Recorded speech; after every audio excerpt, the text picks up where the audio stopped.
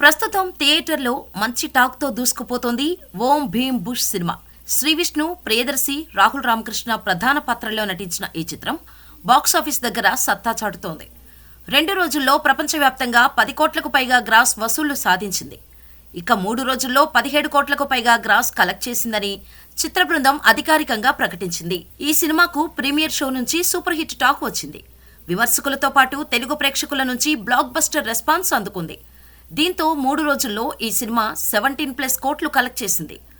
మొదటి రోజు ఓం భీమ్ బుష్కు 4 కోట్లకు పైగా వసూళ్లు వచ్చాయి.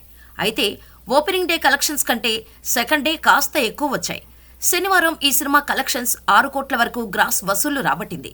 ఇక సండే అయితే అదరగొట్టింది ఓం భీమ్ బుష్. 6.5 కోట్ల కంటే ఎక్కువ కలెక్ట్ చేసింది. అయితే సోమవారం నుంచి ఏ సినిమాకైనా సరే కలెక్షన్లు కాస్త తగ్గుతాయి.